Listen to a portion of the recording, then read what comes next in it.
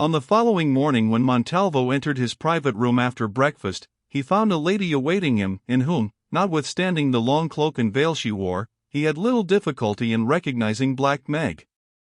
In fact, Black Meg had been waiting some while, and being a person of industrious habits, she had not neglected to use her time to the best advantage. The reader may remember that when Meg visited the gallant Captain Montalvo upon a previous occasion, she had taken the liberty of helping herself to certain papers which she found lying just inside an unlocked desk. These papers, on examination, as she feared might be the case, for the most part proved to be quite unimportant unpaid accounts, military reports, a billet or two from ladies, and so forth. But in thinking the matter over, Black Meg remembered that this desk had another part to it, which seemed to be locked, and, therefore, just in case they should prove useful, she took with her a few skeleton keys and one or two little instruments of steel, and attended the pleasure of her noble patron at an hour when she believed that he would be at breakfast in another room. Things went well. He was at breakfast and she was left alone in the chamber with the desk. The rest may be guessed. Replacing the worthless bundle in the unlocked part, by the aid of her keys and instruments she opened the inner half. There sure enough were letters hidden, and in a little drawer 2 miniatures framed in gold, one of a lady, young and pretty with dark eyes, and the other of 2 children, a boy and a girl of 5 or 6 years of age. Also there was a curling lock of hair labeled in Montalvo's writing, "Juanita's hair," which she gave me as a keepsake. Here was treasure indeed, whereof Black Meg did not fail to possess herself. Thrusting the letters and other articles into the bosom of her dress to be examined at leisure, she was clever enough, before closing and relocking the desk, to replace them with a dummy bundle, hastily made up from some papers that lay about. When everything had been satisfactorily arranged, she went outside and chattered for a while with the soldier on guard, only re-entering the room by one door as Montalvo appeared in it through the other. "Well, my friend," he said, "have you the evidence?" "I have some evidence, Excellency," she answered. "I was present at the dinner that you ate last night, although none of it came my way, and I was present afterwards." "Indeed. I thought I saw you slip in, and allow me to congratulate you on that. It was very well thought out and done, just as folk were moving up and down the stairs. Also, when I went home, I believe that I recognized a gentleman in the street whom I have been given to understand you honor with your friendship, a short, stout person with a bald head. Let me see, he was called the Butcher at the Hague, was he not?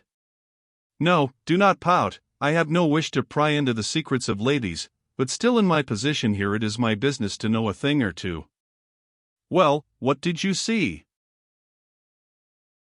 "Excellency, I saw the young man I was sent to watch and Hendrik Brandt, the son of the rich goldsmith at the Hague, praying side by side upon their knees."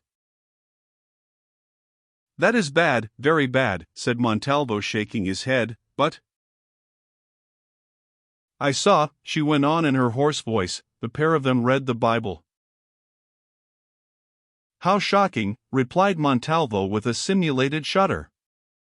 "Think of it, my orthodox friend, if you are to be believed, these 2 persons, hitherto supposed to be respectable, have been discovered in the crime of consulting that work upon which our faith is founded. Well, those who could read anything so dull must, indeed, as the edicts tell us, be monsters unworthy to live. But, if you please, your proofs. Of course you have this book?" Then Black Meg poured forth all her tale, how she had watched and seen something, how she had listened and heard little, how she had gone to the secret panel, bending over the sleeping man, and found nothing. "You are a poor sort of spy, mother," commented the captain when she had done, "and, upon my soul, I do not believe that even a papal inquisitor could hang that young fellow on your evidence. You must go back and get some more." "No," answered Black Meg with decision, "if you want to force your way into conventicles you had best do it yourself. As I wish to go on living here is no job for me. I have proved to you that this young man is a heretic, so now give me my reward." "Your reward?" "Ah! Your reward." "No, I think not at present, for a reward presupposes services, and I see none." Black Meg began to storm. "Be silent," said Montalvo, dropping his bantering tone. "Look, I will be frank with you. I do not want to burn anybody. I am sick of all this nonsense about religion, and for aught I care every Netherlander enlightened may read the Bible until he grows tired. I seek to marry the Juffrouw Lysbeth van Hout, and to do this I desire to prove that the man whom she loves, Dirk van Goorl, is a heretic. What you have told me may or may not be sufficient for my purpose. If it is sufficient you shall be paid liberally after my marriage, if not, well, you have had enough. As for your evidence, for my part one may say that I do not believe a word of it, for were it true you would have brought the Bible." As he spoke he rang a bell which stood upon a table, and before Meg could answer the soldier appeared. "Show this good woman out," he said, adding, in a loud voice, "Mother, I will do my best for you and forward your petition to the proper quarter. Meanwhile, take this trifle in charity," and he pressed a florin into her hand. "Now, guard, the prisoners, the prisoners. I have no time to waste, and listen, let me be troubled with no more beggars, or you will hear of it." That afternoon Dirk, filled with a solemn purpose, and dressed in his best suit, called at the house in the Bree Straat, where the door was again opened by Greta, who looked at him expectantly. "Is your mistress in?" he stammered. "I have come to see your mistress." "Alas! Meneer," answered the young woman, "you are just too late. My mistress and her aunt, the Vrouw Clara, have gone away to stay for a week or 10 days as the Vrouw Clara's health required a change."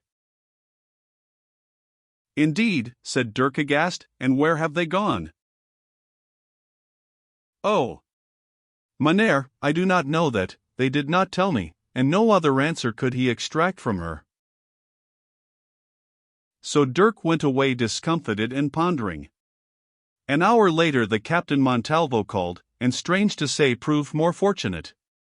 By hook or by crook he obtained the address of the ladies, who were visiting, it appeared, at a seaside village within the limits of a ride. By a curious coincidence that very afternoon Montalvo, also seeking rest and change of air, appeared at the inn of this village, giving it out that he proposed to lodge there for a while. As he walked upon the beach next day, whom should he chance to meet but the Vrouw Clara van Ziel, and never did the worthy Clara spend a more pleasant morning. So at least she declared to Lysbeth when she brought her cavalier back to dinner. The reader may guess the rest. Montalvo paid his court, and in due course Montalvo was refused. He bore the blow with a tender resignation. "Confess, dear lady," he said, "that there is some other man more fortunate." Lysbeth did not confess, but, on the other hand, neither did she deny. "If he makes you happy I shall be more than satisfied," the Count murmured, "but, lady, loving you as I do not wish to see you married to a heretic." "What do you mean, Senor?" asked Lysbeth, bridling. "Alas," he answered, "I mean that, as I fear, the worthy Heer Dirk van Goorl, a friend of mine for whom I have every respect, although he has outstripped me in your regard, has fallen into that evil net." "Such accusations should not be made," said Lysbeth sternly, "unless they can be proved." Even then, and she stopped. "I will inquire further," replied the swain. "For myself I accept the position, that is until you learn to love me, if such should be my fortune. Meanwhile I beg of you at least to look upon me as a friend, a true friend who would lay down his life to serve you." Then, with many a sigh, Montalvo departed home to Leiden upon his beautiful black horse, but not before he had enjoyed a few minutes' earnest conversation with the worthy Tante Clara. Now, if only this old lady were concerned, he reflected as he rode away, the matter might be easy enough, and the saints know it would be one to me, but unhappily that obstinate pig of a Hollander girl has all the money in her own right. In what labors do not the necessities of rank and station involve a man who by disposition requires only ease and quiet? Well, my young friend Lysbeth, if I do not make you pay for these exertions before you are 2 months older, my name is not Wanda Montalvo. 3 days later the ladies returned to Leiden. Within an hour of their arrival the Count called, and was admitted. "Stay with me," said Lysbeth to her Aunt Clara as the visitor was announced, and for a while she stayed. Then, making an excuse, she vanished from the room, and Lysbeth was left face to face with her tormentor.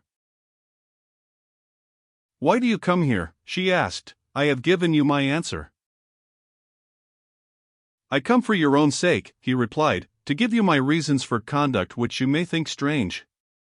"You remember a certain conversation?" "Perfectly," broke in Lysbeth. "A slight mistake, I think, Jufvrouw. I mean a conversation about an excellent friend of yours, whose spiritual affairs seem to interest you." "What of it, Senor?" "Only this, I have made inquiries and—" Lysbeth looked up, unable to conceal her anxiety. "Oh, Jufvrouw, let me beg of you to learn to control your expression. The open face of childhood is so dangerous in these days." "He is my cousin." "I know. Were he anything more, I should be so grieved, but we can most of us spare a cousin or two." "If you would cease amusing yourself, Senor, and come to the point?" "Of course I will. Well, the result of my inquiries has been to find out that this worthy person is a heretic of the most pernicious sort.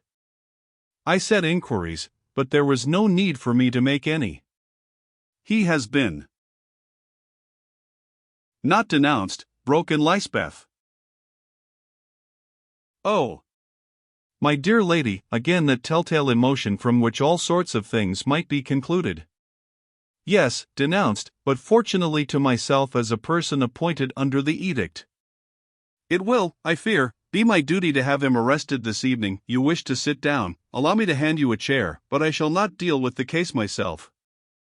Indeed, I propose to pass him over to the worthy Ruard Tapper, the papal inquisitor. You know, everyone has heard of the unpleasant Tapper who is to visit Leiden next week, and who, no doubt, will make short work of him." "What has he done?" asked Lysbeth in a low voice, and bending down her head to hide the working of her features. "Done? My dear lady, it is almost too dreadful to tell you. This misguided and unfortunate young man, with another person whom the witnesses have not been able to identify, was seen at midnight reading the Bible." "The Bible? Why should that be wrong?" "Hush! Are you also a heretic? Do you not know that all this heresy springs from the reading of the Bible? You see, the Bible is a very strange book. It seems that there are many things in it which, when read by an ordinary layman, appear to mean this or that. When read by a consecrated priest, however, they mean something quite different. In the same way, there are many doctrines which the layman cannot find in the Bible that to the consecrated eye are plain as the sun and the moon. The difference between heresy and orthodoxy is, in short, the difference between what can actually be found in the letter of this remarkable work, and what is really there according to their holinesses." "Almost thou persuadest me," began Lysbeth bitterly. "Hush! Lady, to be, what you are, an angel." There came a pause. "What will happen to him?" asked Lysbeth. After the usual painful preliminaries to discover accomplices, I presume the stake, but possibly, as he has the freedom of Leiden, he might get off with hanging." "Is there no escape?" Montalvo walked to the window, and looking out of it remarked that he thought it was going to snow. Then suddenly he wheeled round, and staring hard at Lysbeth asked, "Are you really interested in this heretic, and do you desire to save him?" Lysbeth heard and knew at once that the buttons were off the foils. The bantering, whimsical tone was gone. Now her tormentor's voice was stern and cold, the voice of a man who was playing for great stakes and meant to win them. She also gave up fencing. "I am and I do," she answered. "Then it can be done at a price." "What price?" "Yourself in marriage within 3 weeks." Lysbeth quivered slightly, then sat still. "Would not my fortune do instead?" she asked. "Oh, what a poor substitute you offer me," Montalvo said, with a return to his hateful banter. Then he added, "That offer might be considered were it not for the abominable laws which you have here. In practice it would be almost impossible for you to hand over any large sum, much of which is represented by real estate, to a man who is not your husband. Therefore I am afraid I must stipulate that you and your possession shall not be separated." Again Lysbeth sat silent. Montalvo, watching her with genuine interest, saw signs of rebellion, perchance of despair. He saw the woman's mental and physical loathing of himself conquering her fears for Dirk. Unless he was much mistaken, she was about to defy him, which, as a matter of fact, would have proved exceedingly awkward, as his pecuniary resources were exhausted. Also, on the very insufficient evidence which he possessed, he would not have dared to touch Dirk, and thus to make himself 1,000 powerful enemies. "It is strange," he said, "that the irony of circumstances should reduce me to pleading for a rival. But, Lysbeth van Hout, before you answer I beg you to think. Upon the next movements of your lips it depends whether that body you love shall be stretched upon the rack, whether those eyes which you find pleasant shall grow blind with agony in the darkness of a dungeon, and whether that flesh which you think desirable shall scorch and wither in the furnace. Or, on the other hand, whether none of these things shall happen, whether this young man shall go free, to be for a month or two a little piqued, a little bitter, about the inconstancy of women, and then to marry some opulent and respected heretic. Surely you could scarcely hesitate. Oh! Where is the self-sacrificing spirit of the sex of which we hear so much? Choose." Still there was no answer. Montalvo, playing his trump card, drew from his vest an official-looking document, sealed and signed. "This," he said, "is the information to be given to the incorruptible Roerd Trapper. Look, here written on it is your cousin's name. My servant waits for me in your kitchen. If you hesitate any longer, I call him and in your presence charge him to hand that paper to the messenger who starts this afternoon for Brussels. Once given it cannot be recalled and the pious Dirk's doom is sealed." Lysbeth's spirit began to break. "How can I?" she asked. "It is true that we are not affianced, perhaps for this very reason which I now learn. But he cares for me and knows that I care for him. Must I then, in addition to the loss of him, be remembered all his life as little better than a light of love caught by the tricks and glitter of such a man as you? I tell you that first I will kill myself." Again Montalvo went to the window, for this hint of suicide was most disconcerting. No one can marry a dead woman, and Lysbeth was scarcely likely to leave a will in his favor.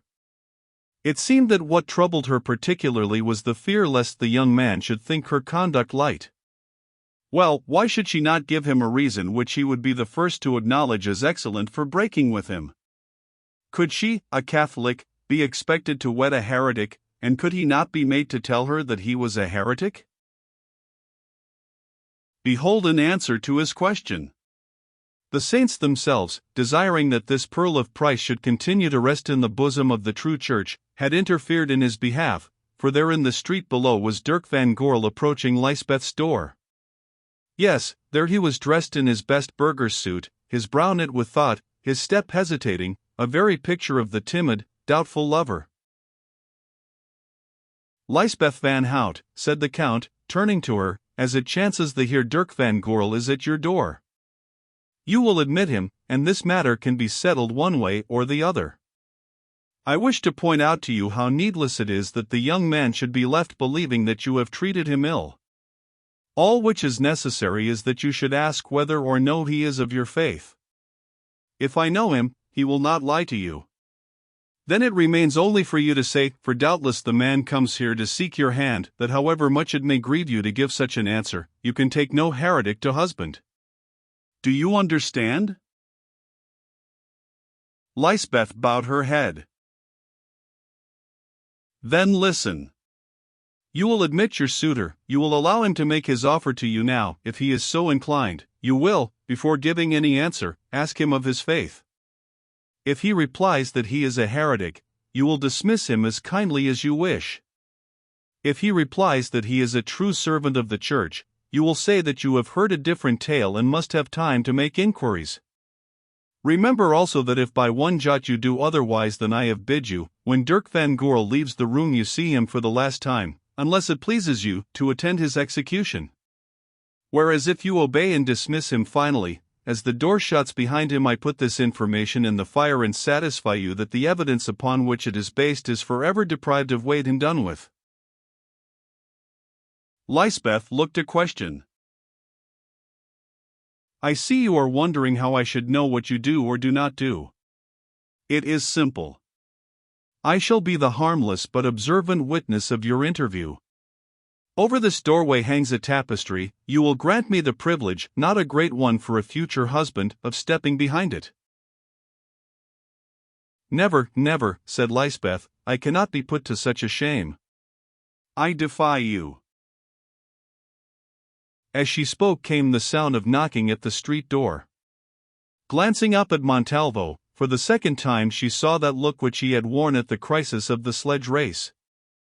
All its urbanity, its careless bonhomie, had vanished. Instead of these appeared a reflection of the last and innermost nature of the man, the rock foundation, as it were, upon which was built the false and decorated superstructure that he showed to the world. There were the glaring eyes, there the grinning teeth of the Spanish wolf, a ravening brute ready to rend and tear, if so he might satisfy himself with the meat his soul desired. Don't play tricks with me, he muttered, and don't argue, for there is no time. Do as I bid you, girl, or on your head will be this psalm-singing fellow's blood. And, look you, don't try setting him on me, for I have my sword and he is unarmed. If need be a heretic may be killed at sight, you know, that is by one clothed with authority. When the servant announces him, go to the door and order that he is to be admitted, and picking up his plumed hat, which might have betrayed him, Montalvo stepped behind the arras. For a moment Lysbeth stood thinking. Alas! She could see no possible escape, she was in the toils, the rope was about her throat. Either she must obey or, so she thought, she must give the man she loved to a dreadful death. For his sake she would do it, for his sake, and might God forgive her. Might God avenge her and him. Another instant and there came a knock upon the door. She opened it. The Heer van Goorl stands below, said the voice of Greta, wishing to see you, madam. Admit him, answered Lysbeth, and going to a chair almost in the center of the room, she seated herself. Presently Dirk's step sounded on the stair, that known, beloved step for which so often she had listened eagerly. Again the door opened and Greta announced the Heer van Goorl. That she could not see the Captain Montalvo evidently surprised the woman, for her eyes roamed round the room wonderingly, but she was too well trained, or too well bribed, to show her astonishment. Gentlemen of this kidney, as Greta had from time to time remarked, have a faculty for vanishing upon occasion. So Dirk walked into the fateful chamber as some innocent and unsuspecting creature walks into a bitter snare, little knowing that the lady whom he loved and whom he came to win was set as a bait to ruin him. Be seated, cousin, said Lysbeth, in a voice so forced and strained that it caused him to look up. But he saw nothing, for her head was turned away from him, and for the rest his mind was too preoccupied to be observant. By nature simple and open, it would have taken much to wake Dirk into suspicion in the home and presence of his love and cousin, Lysbeth. Good day to you, Lysbeth, he said awkwardly, Why, how cold your hand is. I have been trying to find you for some time, but you have always been out or away, leaving no address. I have been to the sea with my Aunt Clara, she answered. Then for a while, 5 minutes or more, there followed a strained and stilted conversation. Will the booby never come to the point, reflected Montalvo, surveying him through a join in the tapestry. By the saints, what a fool he looks. Lysbeth, said Dirk at last, I want to speak to you. Speak on, cousin, she answered. Lysbeth, I have loved you for a long while, and I have come to ask you to marry me. I have put it off for a year or more for reasons which I hope to tell you some day, but I can keep silent no longer, especially now when I see that a much finer gentleman is trying to win you, I mean the Spanish Count, Montalvo, he added with a jerk. She said nothing in reply. So Dirk went on pouring out all his honest passion in words that momentarily gathered weight and strength, till at length they were eloquent enough. He told her how since first they met he had loved her and only her, and how his one desire in life was to make her happy and be happy with her. Pausing at length he began to speak of his prospects, then she stopped him. Your pardon, Dirk, she said, but I have a question to ask of you, and her voice died away in a kind of sob. I have heard rumors about you, she went on presently, which must be cleared up. I have heard, Dirk, that by faith you are what is called a heretic. Is it true? He hesitated before answering, feeling that much depended on that answer. But it was only for an instant, since Dirk was far too honest a man to lie. Lysbeth, he said, I will tell to you what I would not tell to any other living creature, not being one of my own brotherhood, for whether you accept me or reject me, I know well that I am as safe in speaking to you as when upon my knees I speak to the God I serve. I am what you call a heretic. I am a member of that true faith to which I hope to draw you, but which if you do not wish it I should never press upon you. It is chiefly because I am what I am that for so long I have hung back from speaking to you, since I did not know whether it would be right, things being thus, to ask you to mix your lot with mine, or whether I ought to marry you, if you would marry me, keeping this secret from you.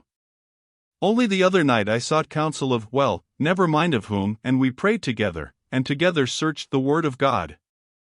And there, Lysbeth, by some wonderful mercy, I found my prayer answered and my doubts solved, for the great St. Paul had foreseen this case, as in that book all cases are foreseen, and I read how the unbelieving wife may be sanctified by the husband, and the unbelieving husband by the wife. Then everything grew clear to me, and I determined to speak. And now, dear, I have spoken, and it is for you to answer. Dirk, dear Dirk, she replied almost with a cry, alas! For the answer which I must give you. Renounce the error of your ways, make confession, and be reconciled to the church, and I will marry you. Otherwise I cannot, no, and although I love you, and no other man, here she put an energy into her voice that was almost dreadful, with all my heart and soul and body, I cannot. Dirk heard, and his ruddy face turned ashen gray. Cousin, he replied, you seek of me the one thing which I must not give. Even for your sake I may not renounce my vows and my God as I behold him. Though it break my heart to bid you farewell and live without you, here I pay you back in your own words, I cannot. Lysbeth looked at him, and lo! His short, massive form and his square-cut, honest countenance and that ardor of renunciation had suffered a change to things almost divine. At that moment, to her sight at least, this homely Hollander wore the aspect of an angel. She ground her teeth and pressed her hands upon her heart. For his sake, to save him, she muttered to herself, then she spoke. I respect you for it, I love you for it more than ever, but, Dirk, it is over between us. One day, here or hereafter, you will understand and you will forgive. So be it, said Dirk hastily, stretching out his hand to find his hat, for he was too blind to see. It is a strange answer to my prayer, a very strange answer, but doubtless you are right to follow your lights as I am sure that I am right to follow mine. We must carry our cross, dear Lysbeth, each of us, you see that we must carry our cross. Only I beg of you, I don't speak as a jealous man, because the thing has gone further than jealousy, I speak as a friend, and come what may while I live you will always find me that I beg of you, beware of the Spaniard, Montalvo. I know that he followed you to the coast, I have heard too he boasts that he will marry you. The man is wicked, although he took me in at first. I feel it, his presence seems to poison the air, yes, this very air I breathe. But oh! And I should like him to hear me say it, because I am sure that he is at the bottom of all this, his hour will come. For whatever he does he will be paid back, he will be paid back here and hereafter. And now, goodbye. God bless you and protect you, dear Lysbeth. If you think it wrong you are quite right not to marry me, and I know that you will keep my secret. Goodbye, again, and lifting her hand Dirk kissed it. Then he stumbled from the room. As for Lysbeth she cast herself at full length, and in the bitterness of her heart beat her brow upon the boards. When the front door had shut behind Dirk, but not before, Montalvo emerged from his hiding place and stood over the prostrate Lysbeth.